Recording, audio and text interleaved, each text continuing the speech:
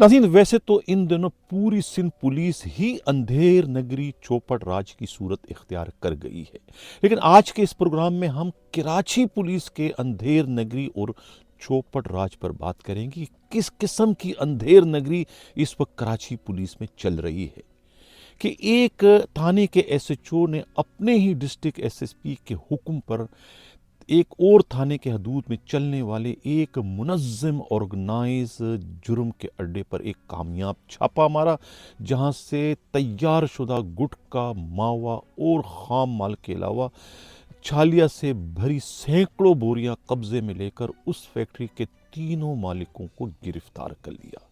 इस कामयाब तरीन छापे के बाद होना तो ये चाहिए था कि जिस थाने के हदूद से ये मुनज़्ज़म ऑर्गेनाइज जुर्म का अड्डा पकड़ा गया, यानी कि गुटखा फैक्ट्री पकड़ी गई, उस थाने के एसएचओ को फौरी तौर पर मुअत्तल कर देना चाहिए था और इस कामयाब तरीन छापे के जिम्मेवार एसएचओ को तबकियाँ देनी चाहिए थी, उन्हें तारीफी असनाद, नक़द इनाम देना चाहिए था। लेकिन हुआ क्या?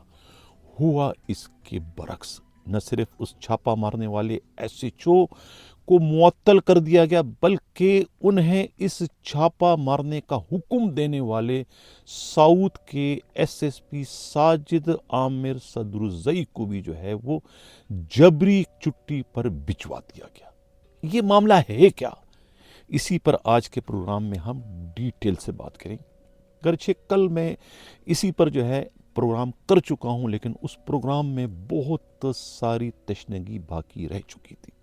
अब प्रोग्राम को आगे बढ़ाने से पहले मैं सिंध पुलिस के आईजी गुलाम नबी मेमन की ख़ास तौर से तवज्जो चाहूँगा, क्योंकि ये ऑर्गेनाइज जराइम के अड्डे ख़ास तौर से गुटखा मावा के ख़िलाफ़ जो भी कार्रवाइयाँ माजी से अब तक चली आ रही है, इन कार्रवाइयों के खालिक कोई और नहीं, खुद आईजी गुलाम नबी मेमन हैं। लिहाजा ये उन्हीं के अहकामात के नतीजे में जो है ये तमाम तर कार्रवाइयाँ जो है खुद साउथ डिस्ट्रिक्ट के एसएसपी साजिद आमिर सदरुजई ने की थी।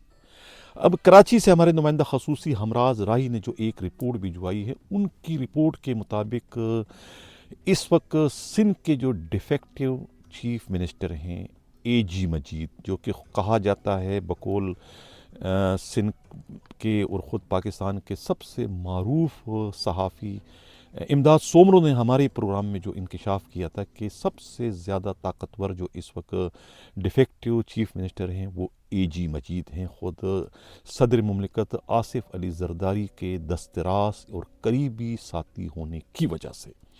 अब ये जो कराची में जो कुछ हुआ, इसके पीछे भी जो है ताने बाने जो है वो एजी मजीद से जाकर मिलते हैं।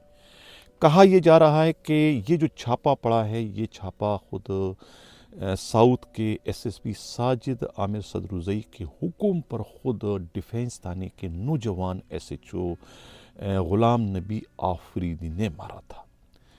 3-4 दिन पहले ये छापा पड़ा था, उनके पास इंफॉर्मेशन थी, उनके अपने मुखबर के ज़रिए उन्होंने जो है पहले अपनी खातून एसएसपी डीएसपी जो है डॉक्टर फ़िज़ा को एतमाद में लिया, उसके बाद जो है ख़ुद उनकी जो दूसरी खातून एसपी क्लिफ्टन है माजिदा परवीन को उन्होंने एतमाद में लिया। उसके बाद एसएसपी ने उन्हें जो है इस छापे की परमिशन दे दी।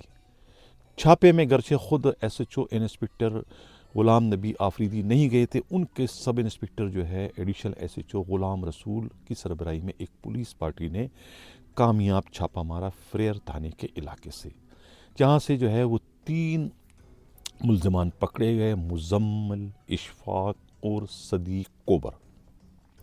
ये सदीक कोबर वही है जो पहले भी इनके अड्डे पर बहुत बड़ा छापा जो है वो साबिका दौर में जो है आईजी गुलाम नबी मेमन के हुक्म पर उनके टास्क फोर्स के सरबराह जो थे वो एएसपी अयास की सरबराही में पुलिस पार्टी ने छापा मारा था और वहाँ से एक सरकारी नंबर प्लेट वाली गाड़ी भी पकड़ी गई थी और सदीक कोबर पकड़ा गया था और उनके बयान की रोशनी में फिर उस वक्त के थाने के हेड मोरर जो है वो शाहिद जंजुआ जो है मुअत्तल कर दिए गए थे, जो उनके पार्टनर बताए जाते हैं। अब सदीक कोबर का अपना ताल्लुक भी पाकिस्तान पीपल्स पार्टी से बताया जाता है और कहा जाता है कि जो उनके दूसरे पार्टनर हैं इशफाक और मुजम्मिल, इनके ताल्लुकात बड़े लोगों से हैं, इतने बड़े लोगों से है कि इस छापे के बाद जो है ख़ुद होम मिनिस्टर के पीएसओ अहमद चौधरी तक को फ़ोन करना पड़ा कि ये छापा मारने की गलती किसने की। एसएचओ डिफेंस को कहा कि तुम्हें ये छापा मारने का हुक्म किसने दिया। जिस किसी ने भी हुक्म दिया वो भी इस वक्त ट्रबल में आ जाएंगे और तुम खुद भी ट्रबल में आ जाओगे। यानी कि इतने जो है इस अड्डे के मालिकान की पहुंच थी।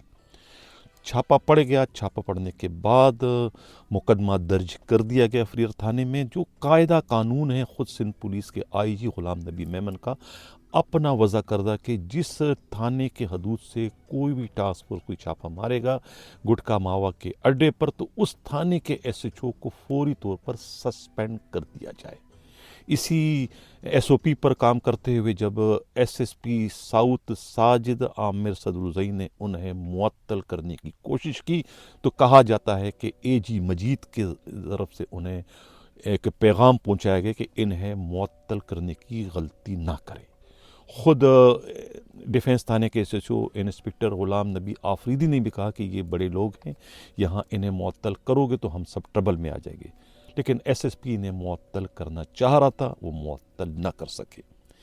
ये एक बड़ा फड्डा हो गया। यानी कि जिसके इलाके से इतना बड़ा अड्डा पकड़ा गया उसे मुअत्तल नहीं किया गया। और जिस एसएचओ ने जो है अपने एसएसपी और अपने दूसरे अफसरों के हुक्म के बाद नतीजे में ये छापा मारा और कामयाब छापा मारा, माल बरामद कर दिया, मुल्ज़िमान पकड़े गए, उन्हें बजाय नवाजने के, इनामात देने के, उन्हें तबकियाँ देने के, हुआ क्या कि उन्हें मुअत्तल कर दिया गया। अब इससे चौपट राज अंधेर नगरी का नाम ना दूं तो क्या कहूँ मैं इसको। तभी मैंने कहा था आईजी ग़ुलाम नबी मेमन साहब की मुझे तवज्जो दरकार है। अब सिर्फ यही नहीं हुआ, इससे पहले जो है अब इरफान मेव यहाँ के एसएचओ हैं। सबको पता है कि इरफान मेव की पोस्टिंग कौन कराता है। इरफान मेव जो है वो पैनल पर किसके हैं? नसीर तनोली के हैं। नसीर तनोली कौन है? वो चीनी वाले बाबा जो कि मशहूर हैं ख़ुद एजी मजीद के, बहुत ही लंगोटिए हैं, ठीक है ना। ये एक कराची पुलिस के अंदर एक रियासत के अंदर रियासत है ये, जिसके 4-5-6 एसएचओ हैं ख़ुद चीनी वाले बाबा के। इरफान मेव उसमें शामिल है। इसी तरीके से क्लिफ्टन थाने के एसएचओ आज़म राजपड़ा, वहाँ डकैती की वारदात होती है, उसमें एक बंदा मर्डर हो जाता है। ये भी एसओपी है ख़ुद होम मिनिस्टर की तरफ से, आईजी की तरफ से, कि जहाँ कोई डकैती होगी, वहाँ डकैती में मुज़ाहमत पर कोई जो है ज़ख्मी होगा, लुटने वाला या हलाक हो जाता है, तो उस थाने के एसएचओ को फौरी तौर पर सस्पेंड कर दिया जाए। उसी एसओपी पर अमल करते हुए जब खुद साउथ के एसएसपी साजिद आमिर सदरुज़ई ने उन्हें सस्पेंड कर दिया आज़म राजपड़ा को, तो सस्पेंड होने के बावजूद, एसएसपी के अहकामात के बावजूद, उस मुँहज़ोर लाडले एसएचओ आज़म राजपड़ा ने जो है उनका हुक्म मानने से इनकार कर दिया कि तुम कौन हो मुझे सस्पेंड करने वाले? न तुमने मेरी पोस्टिंग कराई है, न तुम मुझे सस्पेंड कर सकते हो, न तुम मुझे लगाने के हक रखते हो मजाज हो, न तुम मुझे हटाने के मजाज हो। ये कह चुका था, वो तड़ी दे चुका था अपने एसएसपी को। एसएसपी हाथ मलता रह गया। यानी उनके अहकामात की बेतौकीरी जो है उनका एक अदना एसएचओ कर रहा है, और वो सीट पर बैठा एसएसपी है। बाद में कहते हैं कि तड़ियाँ वहाँ से भी मिली, कहाँ से, डिफेक्टिव चीफ मिनिस्टर की जानिब से, कि भाई ये मेरे जो लाडलों को उनको छेड़ने की, बल्कि उनके जानिब देखने की भी गलती ना करो और उन्हें आंखें निकाल दी जाएगी। इस किस्म के जो है सख्त तरीन जो है मैसेजेस जो है वो सिटिंग एसएसपी साउथ को पहुंचाए गए। ये कहना है खुद पुलिस के इंतहाई काबिल एतमाद ज़राए का। अब अगर मैं इसको अंधेर नगरी और चौपट राज का नाम न दूं तो क्या दूं? अब कहा यह जा रहा है कि एसएचओ ग़ुलाम नबी आफरीदी की जो मुअत्तली है वो अवामी शिकायत के नतीजे पर की गई है। अब कहते हैं ना कि उल्टा चोर कोतवाल को डांटे, यानी चोरी और सीना जोरी। चोरी कौन कर रहा है? एसएचओ फ्रेयर इरफान मेव अपने इलाके में इतनी बड़ी फैक्ट्री चला रहा है, गुटखा फैक्ट्री। 3000 किलोग्राम जो है वो गुटखा रोज वहां तैयार होता है। 5-5, 8-8 मशीनें लगी हुई हैं वहां पर। 25-25 लाख रुपए की एक मशीन है लगी हुई। अब बहुत बड़े बड़े लोग उसके अंदर मुलविस हैं, पाकिस्तान पीपल्स पार्टी के भी, खुद होम मिनिस्ट्री के लोग भी मुलविस हैं, हर जगह यहाँ से पैसा है। इन्हें इतनी बड़ा फैक्ट्री है कि वहाँ से जो है कोई 5 से 10 करोड़ रुपए तो वजीफा ऊपर तकसीम होता है, जो उस फैक्ट्री की इस वक्त सरपरस्ती कर रहे हैं, जहां पर जो है छापा मारने का हुक्म खुद साजिद आमिर सदरुजई ने अपने SHO defence inspector Ghulam Nabi Afridi से छापा पड़वाया था। बहुत कामयाब तरीन छापा था, और इस अड्डे का बारे में इल्म खुद आईजी सिंध गुलाम नबी मेमन को भी है और कोतवाल शहर एडिशनल आईजी कराची को भी है। इल्ज़ाम क्या लगा है गुलाम नबी आफरीदी पर कि उनके सब इंस्पेक्टर जो है गुलाम रसूल ने जो है वो छालिया से भरी जो है कोई 27-28 बोरियां जो है वहाँ अपने कब्जे में ले ली थी और बाद में किसी को फ़रोख्त कर दी। वही छालिया से भरी बोरियां बाद में पकड़ ली किसने? एसएचओ फ्रेयर इरफान मेओ ने। ये पूरा एक प्लानिंग था, एक मंसूबा था। किसका? एसएचओ इंस्पेक्टर गुलाम नबी आफरीदी का नहीं था। वो छापा बिल्कुल उतना ही दुरुस्त है जितना अगर मैं ये कहूं कि रोज जो है सूरज मशरिक से निकलता है, मगरिब में गुरूब होता है। कार्रवाई इनकी गलत थी, इरफान मेओ की, जो उन्होंने उसके इन्फॉर्मर को पकड़ा। अब कितने दुख की बात है कि अब कौन इन्फॉर्मेशन देगा पुलिस को? यानी कि होता यह है कि जब भी कोई इन्फॉर्मर इन्फॉर्मेशन देता है किसी भी चीज़ से मुतालिक, चाहे सोना अगर उसने पकड़वाना है या मंशियात पकड़वानी है या गुटखा पकड़वाना है, कोई भी चीज़ जो इन्फॉर्मर पकड़वाएगा तो पकड़ी जाने वाली चीज़ में से जो है वो 20% उसका होता है, वो जब्त शुदा माल में से उसी वक्त उसके हवाले कर देते कि जाओ ये तुम्हारा माल है। ये कायदा कानून है। जो लोग इन्फॉर्मरों को इस्तेमाल करते हैं वो इससे अच्छी तरह से वाकिफ़ हैं। ये पीएसपी अफसरों को शायद इल्म ना हो, लेकिन जो रैंकर हैं, जो फील्ड के अफसरान हैं, उन्हें इस बात का अच्छी तरीके से फ़हम व इदराक है। यही वजह है कि इन्फॉर्मर ने जब इन्फॉर्मेशन दी इतने बड़े अड्डे पर, तो वहाँ से जो माल मिला उसमें से जो है वो 27 बोरियाँ उसको उसी वक्त दे दी थी कि भाई ये तुम्हारा माल है। लेकिन वो बोरियां जो है बजाय उस वक्त उसको देने के, वो सब इंस्पेक्टर गुलाम रसूल अपने साथ लेके थाने ले गया था कि बाद में जब ये मामला ठंडा हो जाएगा, केस हो जाएगा, उसके बाद में तुम्हारे हवाले कर दूंगा। हो सकता है कि उसकी अपनी बददियानती उसमें शामिल है, उसमें एसएचओ को कोई कसूर नहीं है। लेकिन बाद में जो है वो माल जब उसके हवाले किया, यहाँ कहते ना ताड़ने वाले क़यामत की निगाह रखते, यहाँ पर इरफान मेओ पीछे लगे थे कि भाई ये, उसको भी इल्म था कि भाई ये 27 बोरियाँ अपने पास ले गए हैं। उनको कहा गया था कि भाई ये हम बोरियाँ इन्फॉर्मर को देंगे जिसने ये छापा पड़वाया है। बाद में जो है वो उन्होंने उसको इन्फॉर्मर को दी और पता चल गया खुद इरफान मेओ को भी कि इन्फॉर्मर कहाँ है और ये माल कहाँ उसको दे रहे हैं, क्योंकि ये मुखबरी खुद कर दी थी सब इंस्पेक्टर गुलाम रसूल ने। और बाद में जो माल उसके हवाले किया तो वहाँ पहले से जो है इरफान मेओ खड़े थे पुलिस पार्टी को लेकर, और उन्होंने जो है उस इन्फॉर्मर को गिरफ्तार कर लिया और 27 बोरे छालिया से भरे बरामद कर लिए। अब उनका ये कहना है कि जो उनके थाने के हदूद में जो है डिफेंस थाने के एसएचओ इंस्पेक्टर गुलाम नबी आफरीदी ने छापा मारा था, वो छापा जाली था, वो छापा अरेंज था। ये तमाम जो चीज़ें इन्होंने बरामद की, ये अपने साथ सारे बोरे लाए थे, मावा गुटखा लाए थे, और ये हमारे इलाके से उन्होंने शो करके मुझे सिर्फ बदनाम करने की कोशिश की है। ये वो अब उन्होंने एक नई कहानी गढ़ ली है अपने उस छापे को, यानी कि कार्रवाई को सबोताज करने के लिए, खुद को बेगुनाह साबित करने के लिए छापामार पार्टी पर जो है अब उन्होंने जो है ये 1 नहीं 2 नहीं 3 नहीं बहुत सारे सवालात खड़े कर दिए। सोने पे सुहागा एडिशनल आईजी कराची के बजाय कि इस मामले की कोई इंक्वायरी करवाते, उन्हें उठते ही जो है वो उन्हें सस्पेंड कर दिया, एसएचओ इंस्पेक्टर गुलाम नबी आफरीदी को। इसमें पुलिस की बददियानती तो शामिल हो गई है कि सबसे पहले जिस एसएचओ इरफान मेओ को सस्पेंड कर देना चाहिए था उसे सस्पेंड नहीं किया गया। भाई जब आपको तो बाद में पता चलेगा ना कि ये छापा जाली था, असली था, क्या था, अरेंज था, क्या वो तो बाद में पता चलता है। आपने उनको सस्पेंड क्यों नहीं किया, इंतज़ार क्यों किया आपने? इसी से ये बात साबित होती है कि ये तमाम जो कार्रवाई हुई है इसकी बात की, जो कि खुद इरफान मेओ ने की है, ये बाकायदा प्लांटेड थी अपने आप को बचाने के लिए। इन्हें किसी ने लाइन दी कि इस लाइन पर काम करोगे तो तुम बच जाओगे, वरना तुम्हारी जो है वो सस्पेंशन पक्की पक्की है और बल्कि तुम्हारे खिलाफ मुकदमा भी हो सकता है। सदीक कोबर जो है तुम्हारी कस्टडी में है, उसकी तफ्तीश होगी, नाम ले लेगा कि किस किस को कितना बत्ता जाता है, तो फिर सब के सब जो है वो लपेटे में आ जाएंगे। लिहाजा अपने आप को बचाने के लिए कहानी को इस तरीके से घुमाओ, तो उन्होंने कहानी को इस तरीके से घुमा लिया।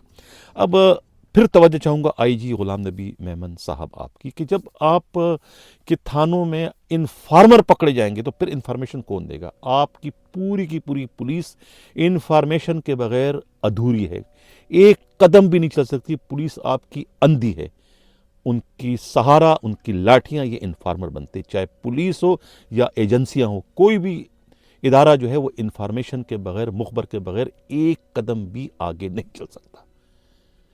इख्तियारात आपके पास है, कानून आपके पास है, इतलाआत आपके पास नहीं है। इतलाआत उनके पास है जो मुखबर कहलाते हैं, जो इन्फॉर्मर कहलाते हैं। तो अगर इन्फॉर्मर की आप ये दुर्गत बनाओगे कि उन्हें आप गिरफ्तार करोगे, उनको आप हवालात कर दोगे, दूसरे मानों में आप उसे बेनकाब कर दोगे, तो उसकी ज़िंदगी की सलामती का जिम्मेदार कौन होगा?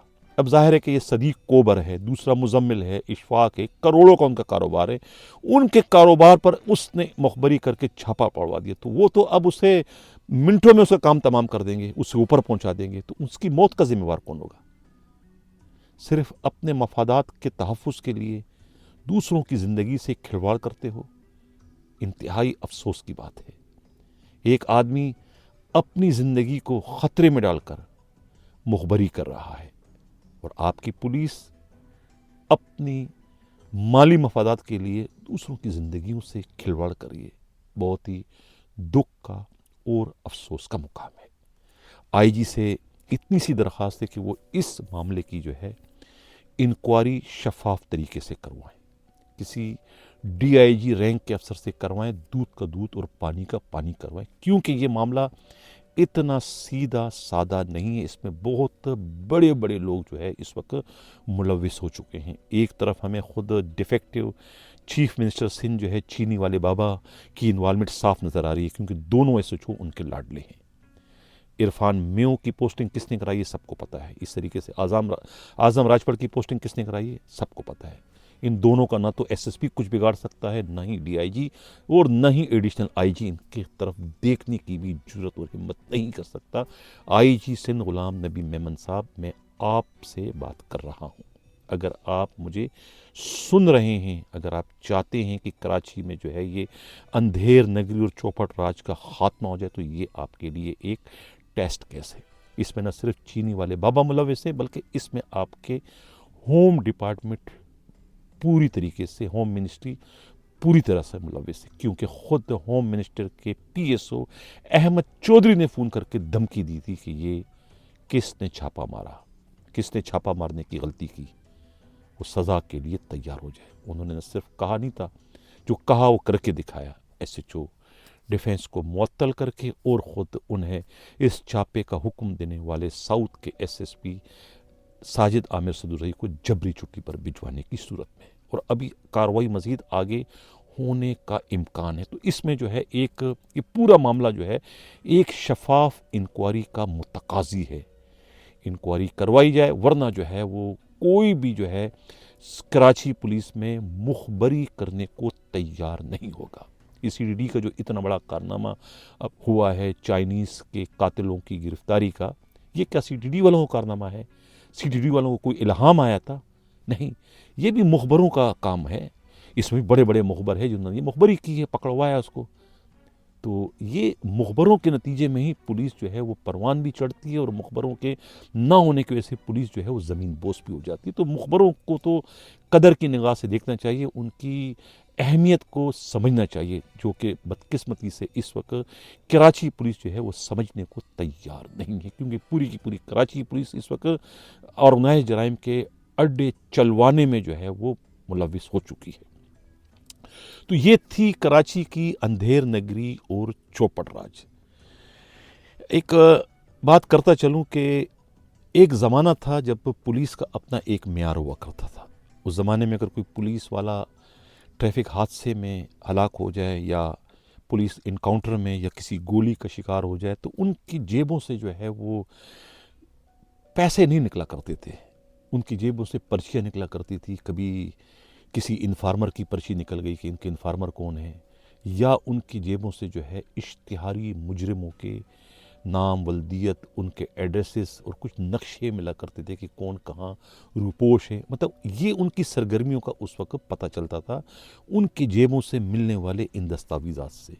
और आज क्या है, आज अगर कोई पुलिस वाला हादसे में मर जाता है, या कोई गोली लग के मर जाता है, या किसी इनकाउंटर में मारा जाता है, उनकी जेबों से क्या मिलता है? नोटों की थप्पियाँ मिलती है, या फिर उनकी जेबों से क्या मिलता है? पर्चियाँ मिलती है कि कितने ऑर्गेनाइज जराइम के अड्डे चल रहे हैं, कौन कौन से बीटर क्या हैं, कौन पैसे कहाँ से, ये लिस्ट उनकी जेबों से मिलता है। कितना तरीक़ाकार इस वक्त चेंज हो गया। उस वक्त के आईजी, उस वक्त के एडिशनल आईजी, उस वक्त के डीआईजी, उनकी सोच कुछ और हुआ करती थी। आज का आईजी, आज का डीआईजी, आज के एडिशनल आईजी, आज के जोनल, इन सब की सोच यकसर तब्दील हो चुकी है। तरजीहात में तब्दीली आ चुकी है। आज का आईजी उस डीआईजी को पसंद करेगा जो उसके काम में कोई रुकावट ना डाले। आज का एडिशनल आईजी उन डीआईजीज को पसंद करेगा जो उनके हाँ में हाँ मिलाए। और आज का डीआईजी उन डिस्ट्रिक्ट एसएसपीज को पसंद करेगा जो उन्हें कुछ कमा के दे, जो उनके लिए फ़ायदेमंद हो, जो उनको फैसिलिटेट कर सकें। और वो डिस्ट्रिक्ट एसएसपी उन एसएचओज को लाइक करते हैं जो एसएचओज जो है बग़ैर किसी चूं चरा के उनकी तमाम तर जायज़ व नाजायज़ फरमाइशें पूरी करते हैं। और यही हाल थाने के एसएचओज का है। उन्हें वो पुलिस वाले पसंद हैं जो ज़्यादा से ज़्यादा उन्हें कमा के दें, ज़्यादा से ज़्यादा जो है हराम के अड्डों से उनको पैसे ला के दें।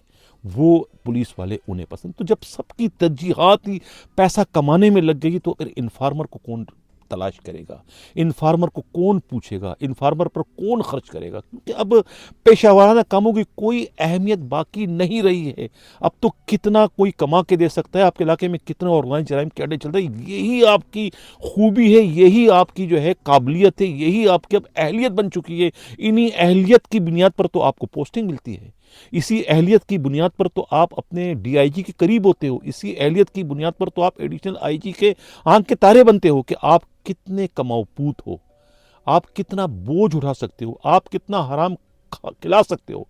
ये अब आपकी खूबियां बन चुकी है। पुलिस का पूरा माइंडसेट जो है वो इस वक्त तब्दील हो चुका है, जिसका जिंदा सबूत जो है खुद पुलिस के हाथों जो है वो एक इन्फार्मर का पकड़े जाना है।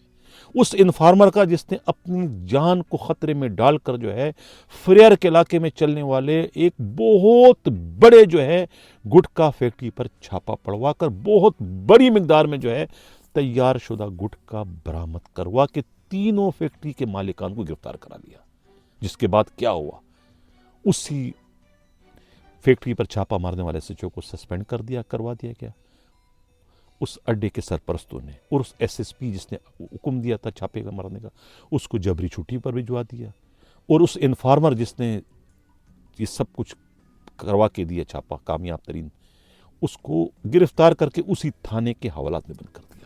ये है कराची पुलिस का तारीख साज कारनामा। अब इससे मैं अंधेर नगरी चौपड़ राज का नाम ना दूं तो क्या कहूं। एडिशनल आईजी जावेद आलम ओडो साहब, आप ही मुझे कुछ बताएं। आप कराची पुलिस के वाली वारिस हैं, आप करता धरता हैं। आप तो सिंध पुलिस के आईजी बनने के ख्वाब देख रहे हो, आपसे कराची नहीं संभाला जा रहा है। आप आईजी कैसे बनोगे? आप तो अपने दफ्तर पर दहशतगर्दों के हमले से उसको ना बचा सके, आप पूरे सिंध को कैसे कंट्रोल कर सकोगे? मुझे कुछ तो बताएं आप। ये आपके होते हुए क्या हो रहा है? आपने फट से जो है वो एसएचओ डिफेंस को मुअत्तल कर दिया। ये भी आपने जानने की जहमत गवारा नहीं की कि उन्होंने जुर्म क्या किया है। क्या उनका छापा गलत था? क्या वहां से माल बरामद नहीं हुआ था? क्या सदीक कोबर गिरफ्तार नहीं हुआ था? तो क्या इन तमाम तर कारनामों के बाद एसएचओ इरफान मेव को सस्पेंड नहीं होना चाहिए था? इसलिए सस्पेंड नहीं किया क्योंकि उसके पीछे चीनी वाले बाबा यानी एजी मजीद खड़े थे, और एजी मजीद जो है वो डिफेक्टिव चीफ मिनिस्टर है। आप करोगे तो आपको उठा के फेंक देगा। इसलिए आपने भी जो है वो कंप्रोमाइज़ कर लिया अपनी सीट को बचाने के लिए, क्योंकि आपने भी आईजी बनना है। इंतहाई अफसोस और दुख के साथ मुझे ये सब कुछ जो है इस वक्त कहना पड़ रहा है। जाते जाते जो है वो शारा फैसल थाने में एक एफआईआर दर्ज हुई है। एक एडवोकेट हैं अमजद अली की मुद्दत में फोजिया जोजा नदीम के ख़िलाफ़ एक एफआईआर जो है 1035 जो है 38/24 है। ये बजुर्म दफ़ा मुकदमा जो है 448 506 भी कत्ल की धमकी और किसी के प्रॉपर्टी पे इन्होंने कब्जा किया। ये फौजिया जो है ये एक पुलिस अफसर की बीवी बताई जाती है। इनके शौहर जो है वो पहले जो है किसी दहशतगर्दी में मुलविस थे जो कि मारे गए थे। तो ये उनकी अहलिया है। इन्होंने बाद में एक पुलिस अफसर से शादी की थी। आज इनके खिलाफ जो है ये शारा फैसल थाने में FIR दर्ज हो गई। ये मालूम नहीं कि ये गिरफ्तार हुए हैं या नहीं हुए हैं। तो ये नाज़रीन था हमारा आज का प्रोग्राम।